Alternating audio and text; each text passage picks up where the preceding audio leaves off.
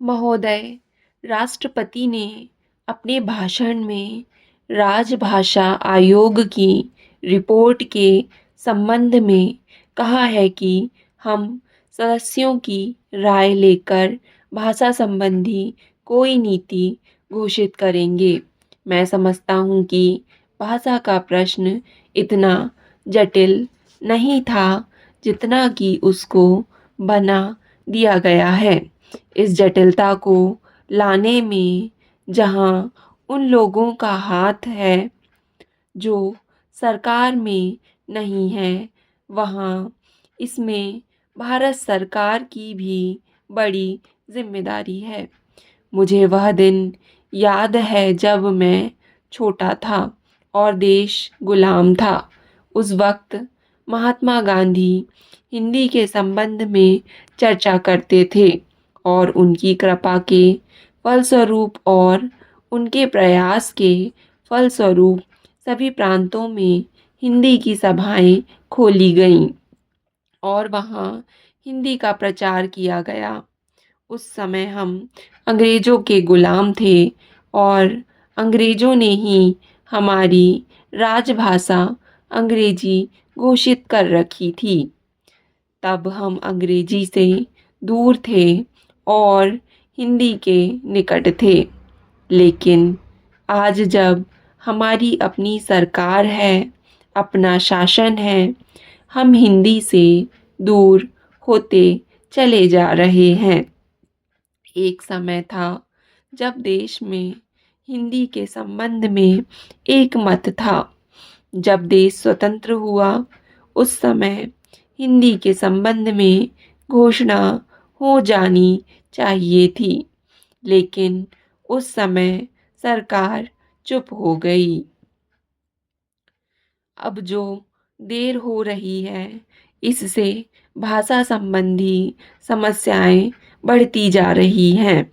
मैं नम्रता के साथ सदन के सदस्यों के सम्मुख यह निवेदन करना चाहूँगा कि कितनी विचित्र स्थिति है कि आज हमको अंग्रेजी भाषा का मोह पैदा हो गया है। आज हिंदी देश की मुख्य भाषा है। इसमें कोई दो मत नहीं हो सकते। यह सबसे अधिक बोले जाने वाली भाषा है। आज इसका विरोध बढ़ता जा रहा है। कुछ ऐसी बातें हो रही है जिससे मालूम होता है कि हिंदी का विरोध प्रादेशिक भाषाओं से है, लेकिन ऐसा नहीं है। सच पूछा जाए तो बात यह है कि अंग्रेजी भाषा के स्थान पर हिंदी को लागू करने का प्रश्न है। प्रांतों में काम प्रादेशिक भाषाओं में हो, किंतु केंद्र में तो हिंदी भाषा भाषियों को और कुछ जो अहिंदी भाषा भाषी लोग हैं उनको यह गलतफहमी हो रही है कि हिंदी वाले बलपूर्वक हिंदी को राजभाषा बनाना चाहते हैं, लेकिन इसमें कोई इस प्रकार का प्रश्न नहीं है। यह तो केवल आपस में समझने का प्रश्न है। किसी स्वतंत्र देश में ऐसा नहीं है। महोदय, राष्ट्रपति के अभिभाषण में राष्ट्र की दशा का जो भी चित्रण किया गया है, उसे देखकर भविष्य के बारे में जनता के मन में अच्छे जीवन की आशा उत्पन्न होना कठिन है। अभिभाषण में अधिक बल शासन ने अभी तक जो कुछ किया है उसकी ओर दिया गया है, जबकि यह सदन और राष्ट्र की जनता आज हमारे सामने जो संकट खड़े हैं उनका निराकरण किस प्रकार किया जाएगा, इसके संबंध में मार्गदर्शन की आशा करती थी।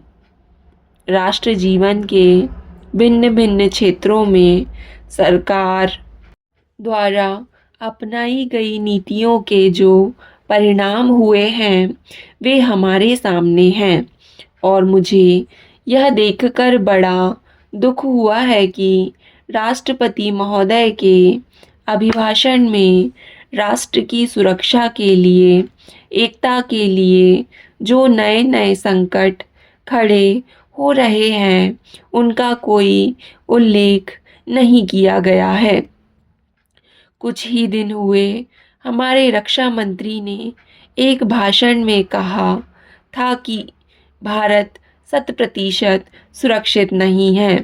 किसी देश का रक्षा मंत्री सार्वजनिक रूप से इस तरह के विचार व्यक्त करे तो यह प्रश्न स्वाभाविक रूप से खड़ा होता है कि राष्ट्र की सुरक्षा की ओर, जो कि सर्वोपरि है, ध्यान देने के लिए पूरा प्रयत्न क्यों नहीं किया गया।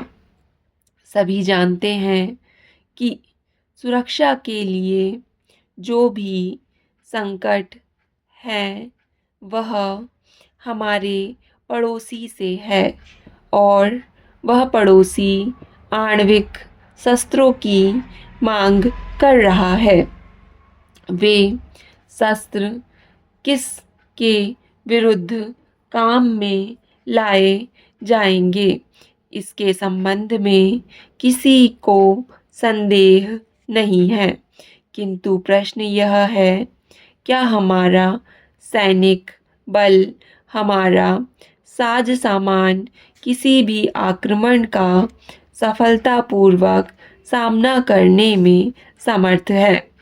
मैं यह स्वीकार करता हूँ कि किसी बड़े युद्ध की आशंका नहीं है, किंतु पाकिस्तान के नेता अपनी जनता का ध्यान वहाँ की गिरती हुई आर्थिक स्थिति से दूर करने के लिए किसी भी समय कश्मीर के प्रश्न पर अंतर्राष्ट्रीय सैनिक हस्तक्षेप को निमंत्रण देने के लिए झगड़ा कर रहे हैं और कोई भी परिस्थिति उत्पन्न हो, देश की जनता इस सरकार से यह आश्वासन चाहती है कि जहां तक पाकिस्तान के आक्रमण का प्रश्न है, भारत 100% सुरक्षित है।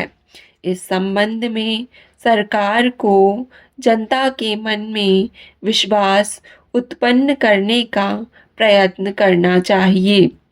जहां तक कश्मीर का प्रश्न है, सरकार किसी भी अन्य विदेशी शक्ति से वार्ता करने के लिए तैयार नहीं है।